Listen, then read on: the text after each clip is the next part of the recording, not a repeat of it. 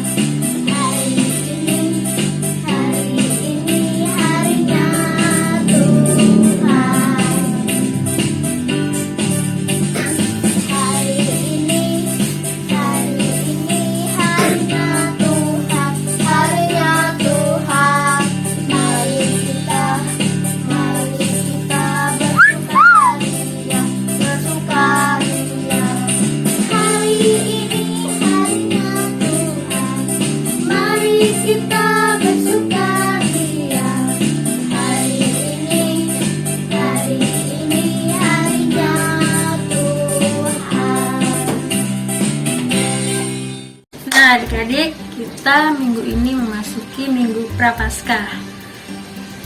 Kita harus menyiapkan hati kita dalam kita menyambut kebangkitan Tuhan Yesus. Kita harus bersukacita karena akan mengajak adik-adik untuk menyanyikan satu pujian lagi, judulnya Oh Sukacita.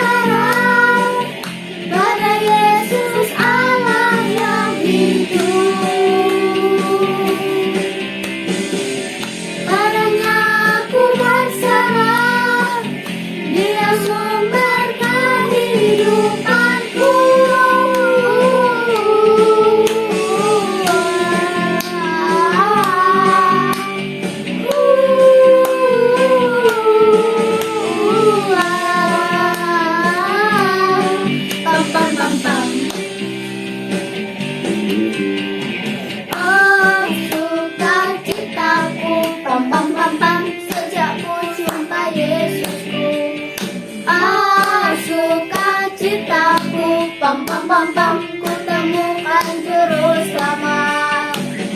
Dia mengasihi aku, bahkan mati bagiku. Sukacitaku kini penuh. Padanya aku berharap, pada Yesus Allah yang hidup. Padanya aku berserah, Dia sumber kehidupanku.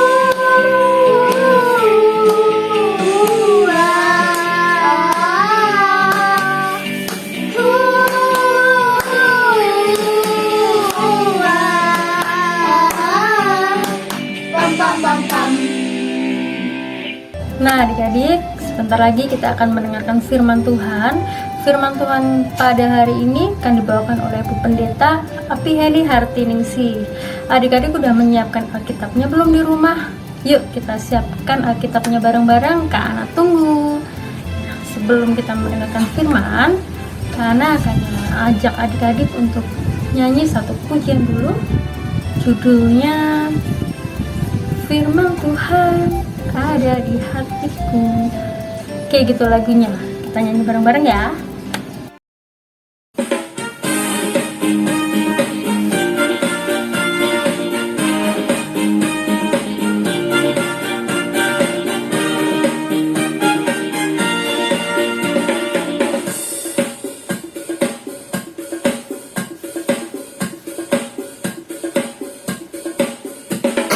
Firman Tuhan ada di hatiku, ada di langkahku, ada di hidupku, dan terus bertumbuh sirami jiwaku, berbuah berbuah, berbuah berbuah, berbuah berbuah, berbuah berbuah, oh oh oh oh.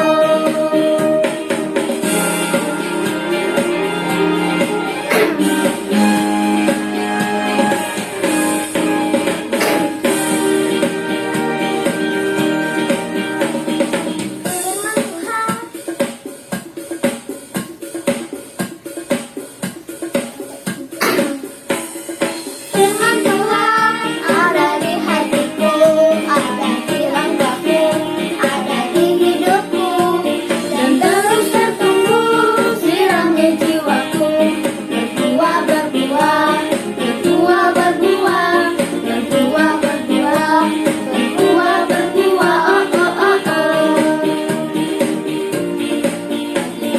Firman Tuhan ada di hatiku, ada di langkahku, ada di hidupku, dan terus bertumbuh sirami jiwaku, berbuah berbuah, berbuah berbuah, berbuah berbuah, berbuah berbuah, oh oh oh oh.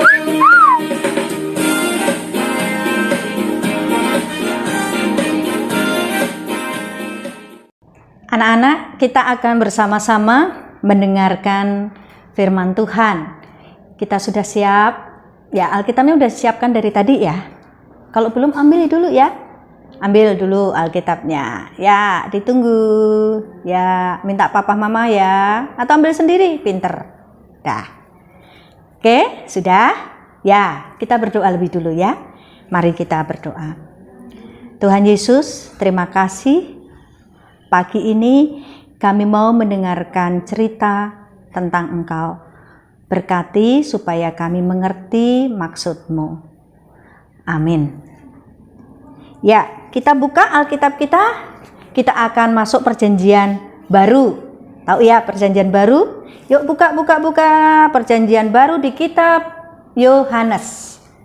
Yohanes pasal yang ke-12, kita akan membaca ayat 20 sampai 33. Berapa tadi? Ya, Yohanes 12 ayat 20 sampai 33. Demikian firman Tuhan untuk kita semua. Di antara mereka yang berangkat untuk beribadah pada hari raya itu terdapat beberapa orang Yunani. orang itu pergi kepada Filipus yang berasal dari Betsaida di Galilea. Lalu berkata kepadanya, "Tuan, kami ingin bertemu dengan Yesus." Filipus pergi memberitahukannya kepada Andreas. Andreas dan Filipus menyampaikan pula kepada Yesus. Tetapi Yesus menjawab mereka, katanya, "Telah tiba saatnya Anak Manusia dimuliakan. Aku berkata kepadamu, sesungguhnya jikalau biji gandum tidak jatuh ke dalam tanah dan mati, ia tetap satu biji saja. Tetapi jika ia mati, ia akan menghasilkan banyak buah. Barang siapa mencintai nyawanya, ia akan kehilangan nyawanya.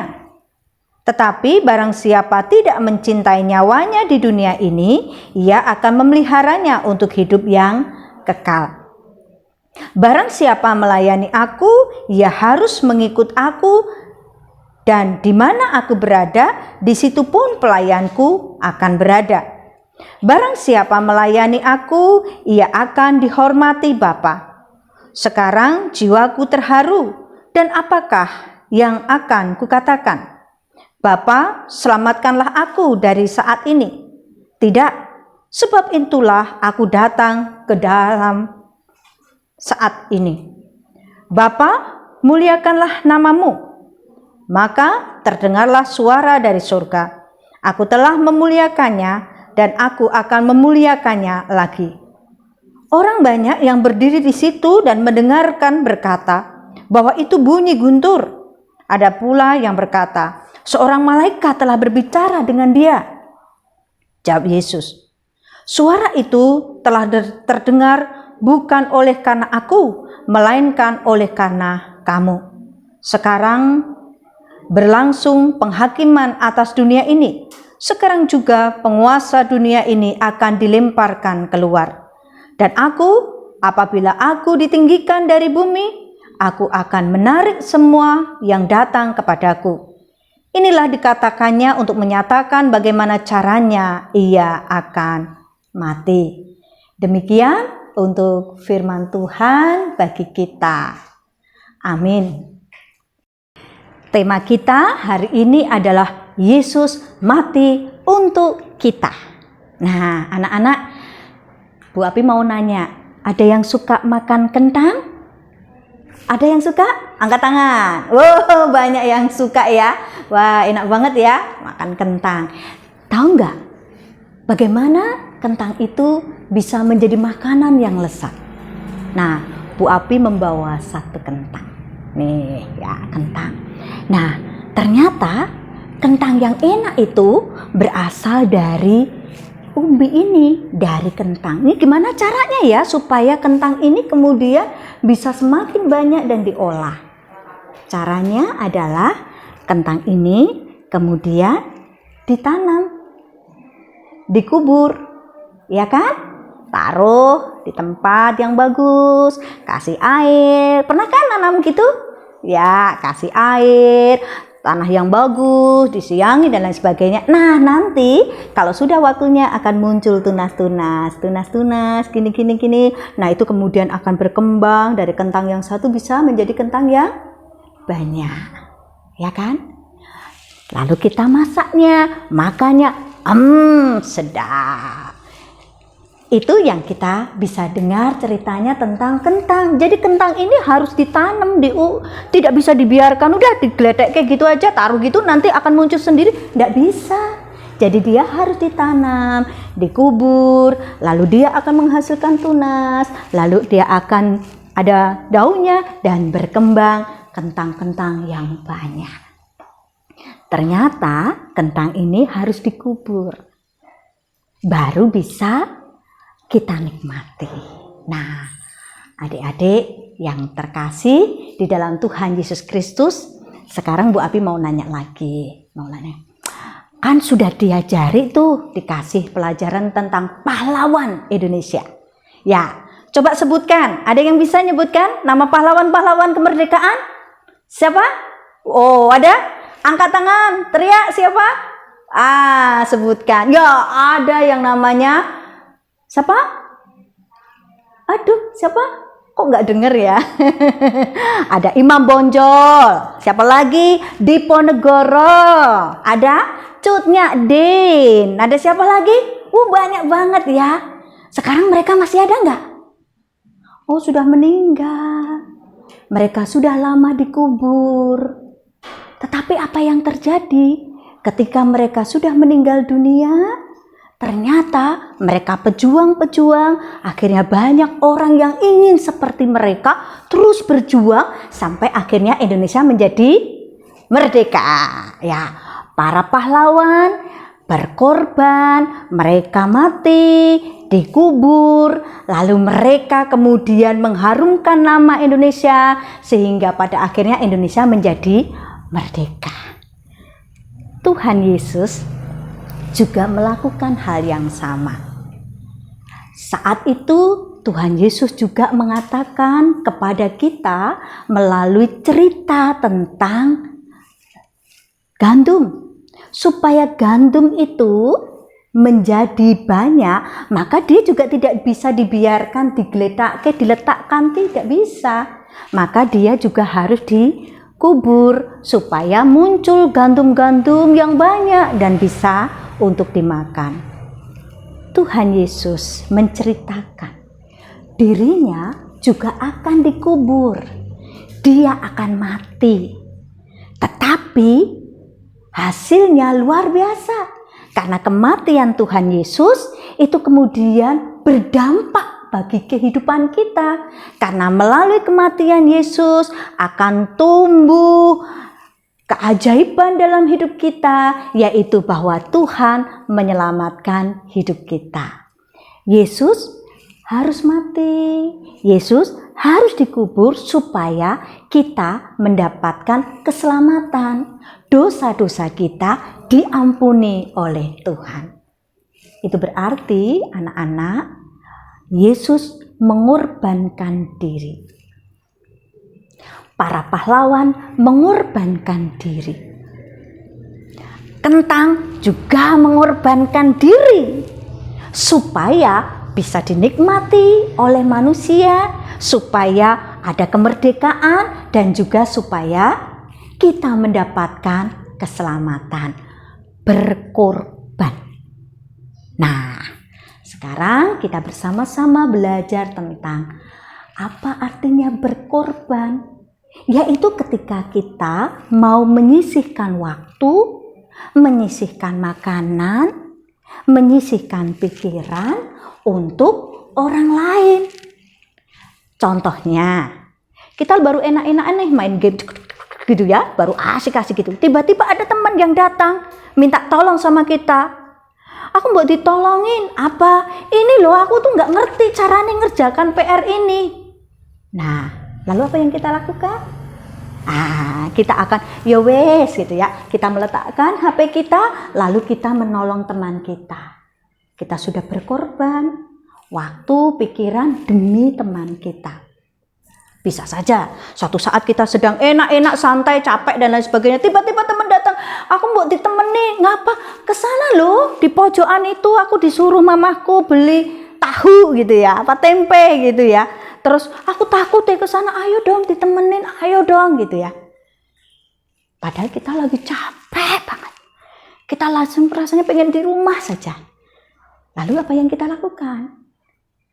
Apa kita, nggak mau, aku capek, kamu sendiri aja, apa begitu? Ya, tidak, ya wes, yo tak kancani, ditemani. Itu berarti kita juga sudah berkorban. Tenaga kita, waktu kita, perhatian kita untuk teman kita. Misalnya nih, di sekolahan dulu, di sekolahan tuh kita bawa bekal. Nih bawa bekal, enak banget pasti mama yang bikin tuh, bawa bekal. Nih, terus ada teman kita yang kebetulan lali, lupa nggak bawa bekal. Apa yang kita lakukan? Diam aja? Enggak. Kemudian kita bagi makanan ini kepada dia. kita sudah berkorban, menyisihkan atau mengurangi jatah makan kita agar teman kita bisa makan. Itu perbuatan yang baik. Berkorban untuk menolong teman kita, baik ketika dia membutuhkan pertolongan kita, atau dia tidak punya makanan, atau dia kemudian tidak punya minum. Nih, minumku nggak apa-apa, diminum aja.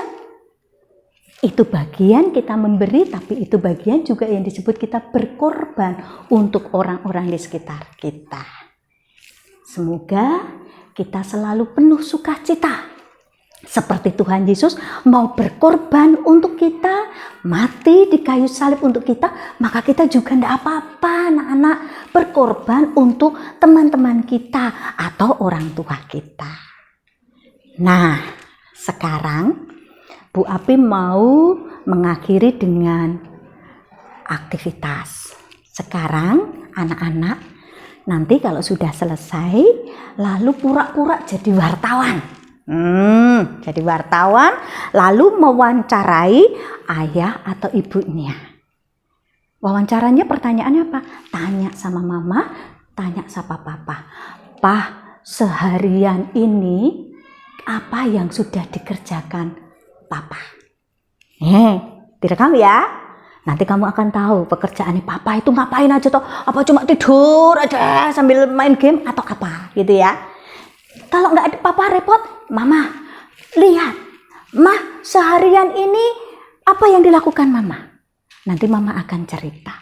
Dari situ kamu akan melihat banyaknya pekerjaan yang dilakukan oleh Mama dan Papa untuk keluarga. Papa dan Mama sudah berkorban waktu, tenaga, pikirannya untuk kita semua. Jadi itu PR-nya. Nanti kalau sudah kita pura-pura jadi wawancara itu wartawan. Nah, nanti hasilnya kasihkan dikirim di grup ya. Kita akan lihat. Ya. Amin. Kita berdoa. Terima kasih Tuhan, kami boleh mendengar tentang Yesus yang mengorbankan dirinya untuk penyelamatan dan menolong kami. Mampukan kami juga bisa berkorban untuk orang-orang di sekitar kami, secara khusus untuk sahabat-sahabat, tetangga yang membutuhkan pertolongan, demikian juga untuk orang tua kami. Amin. Nah adik-adik, gimana firman Tuhan yang udah dibawakan oleh Bu Pendeta Apriani? Bagus ya? Semoga kita semua bisa memahami dan menerapkan apa yang ada di dalam firman Tuhan tersebut. Jika nanti ada adik-adik yang kurang paham, bisa menanyakan ke ayahnya atau ke bundanya ya. Nah, sebentar lagi sekolah minggu kita akan ke anak tutup, tapi nggak usah sedih karena minggu depan kita akan ketemu lagi di sekolah minggu dengan kakak-kakak yang lain. Kita akan nyanyi satu pujian, judulnya Sungguh Ku Bangga Bapa. Nanti kita akan nyanyi bareng-bareng. Dan Kak Ana mengucapkan terima kasih karena adik-adik telah mengikuti sekolah minggu pada hari ini. Selamat hari Minggu adik-adik, sampai jumpa.